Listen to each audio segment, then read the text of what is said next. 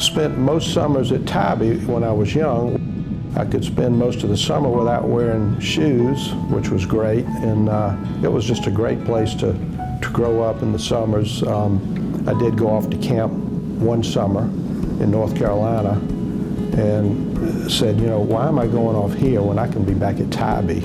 At Tybee we could fish, we could shrimp, we could surf, we could ski in the back river. It was a great way to spend the summers. And then I guess when I probably got 14, 15, somewhere in there, it was time to do summer jobs, and we would, I worked at the Ford dealership. Probably the first year was when I was about 14. Dad was always my mentor in a lot of respects, but he always, you know, taught us virtues, integrity, honesty, be good to your fellow human beings and help those who need help, especially those who are less fortunate, that kind of thing. So, you know, we went to church every Sunday. We tried to live our lives in the way that the good Lord would have us live those lives.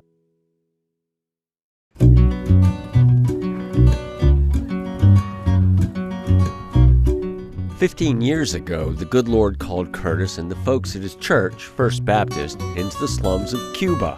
In about 1990, I think the Soviet Union pulled all of its money out of Cuba, and people fell upon truly desperate times. You would see people walking around on the street with just their ribs showing. They didn't have enough to eat. The American embargo was in full force. There were no diplomatic relations. Communist Cuba was beyond the reach of America's protective hand. If you went there, you were on your own. This man flies to Cuba.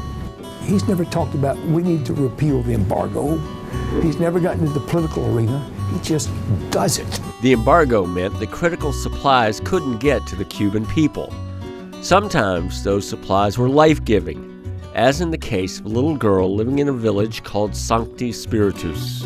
We met a young girl named Dianita who had just enormous physical, psychological, learning disabilities, everything you can imagine. And she had a condition where her body did not produce any cholesterol. And without a prescription medication supplement, she would die.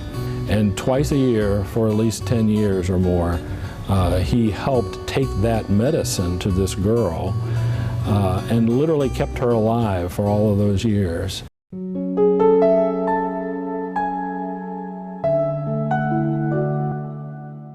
Stephen Covey wrote that the key to the 99 is the one. It's the love and the discipline of the one student, the one child, that communicates love for the others. It's how you treat the one that reveals how you regard the 99, because everyone is ultimately a one. Curtis never wavered. He took medicine to Dianita for the rest of her life.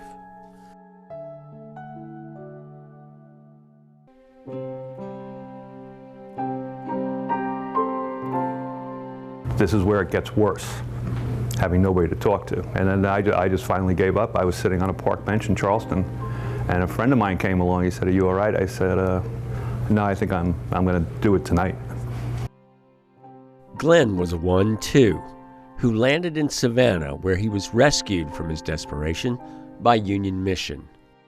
Union Mission, of course, is the homeless continuum, where people who declare their desire to not be homeless are provided with housing and temporary shelter, transitional shelter, job training, counseling, and education.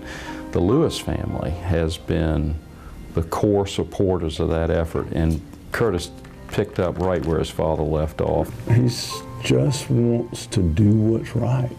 He wants to make sure that people that might not have a chance have a chance.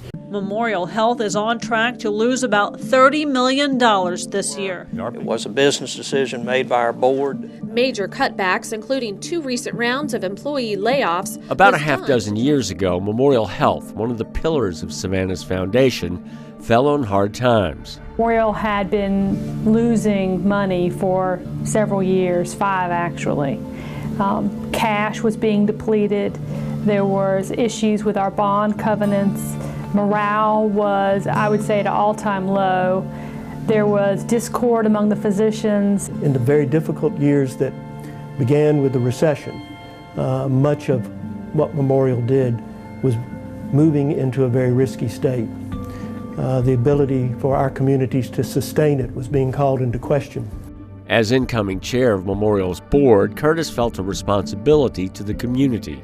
We take care of everybody that walks in the door or is wheeled through the door, and it's a good thing. It was in the fire of the hospital's operational crisis that Lewis's leadership came to the fore. He was the collaborative force that brought together the management, his board, the board of the hospital authority, and the Chatham County Commission.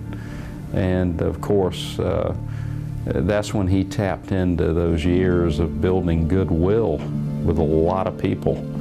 And he was the credible leader that convinced our political leadership, together with our hospital authority, to refinance Memorial. It's complex and it's difficult to understand even for those of us involved in business and finance.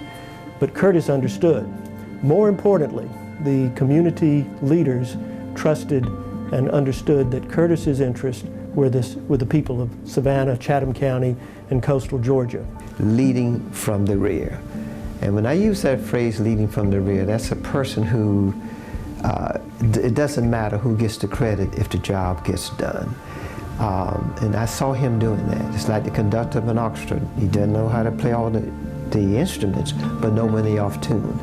And Curtis had an innate ability to conduct that orchestra, knowing when things were going astray, pull things back. He had that lawyer's ability to see issues, but he combined that with a sense of responsibility for the public good. Progress came amazingly fast. No rumors, there's no drama. It's just about the mission of the organization, being proud of the mission, and putting your nose down and getting the job done, and that's how we work together. Under his leadership, Memorial's stability has returned, and the hospital is now positioned for a promising future. We wouldn't even be at the table had it not been for the work that Curtis led for the hospital.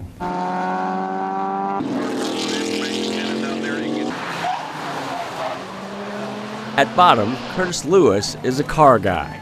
Been around cars all my life, so I like cars and fast cars. And just in case there's any doubt in your mind, I've practiced law, but I'm still happy to sell you a car or a truck, whatever you want. Because of you, this guy's following me around the whole time. I suspect you'll have to ask him to sell your car, so unassuming is his manner. This guy following me around. I know. In fact, it took the twin irresistible forces of Mr. Jepson and Mr. Kreitz to convince him to accept induction into the Hall of Fame for the things he accomplished on his own merits as he grew the family's involvement in the community. He hadn't had to do it. He probably could sit down and never lifted his finger, but it wasn't built into him. Layla, wake up. Curtis Lewis is a bulldog, a lawyer, a financial guy, a real estate guy, a television guy, and a guy with one thing over everybody else. It takes more than just being smart, but that's a pretty darn good place to start. But if you ask him what he's accomplished, you'll get a quick and easy answer. My kids would be my proudest accomplishment for whatever credit I can take there. For the Savannah community, having another generation of Lewises offers hope that the city will continue to have the kind of spirit of achievement and integrity that emanates from Curtis Lewis. He's just an average guy. And that attribute, I think, is transformative. And when you're around him, you feel the spirit of a person who's willing to give, not only of his resources, but of himself. Very community-oriented, church-oriented, people-oriented. Because he really believes in the hospital, he believes in the mission, he believes that what we're doing is for the betterment of the community. Even Democrats love Curtis Lewis. When you're the same guy on Sunday morning and Friday night, that says a lot about a person. He's a person that has an internal vision for Savannah. In his own quiet way, he puts his resources and the family resources behind those key things that move forward this county, this community, this town. Quiet, soft-spoken, but when Curtis gives you an opinion and when Curtis gives you a thought, it is deeply respected by all who are in the room. There may be a Ford dealership in Havana's future. Curtis Lewis is a laureate in the Junior Achievement Savannah Business Hall of Fame.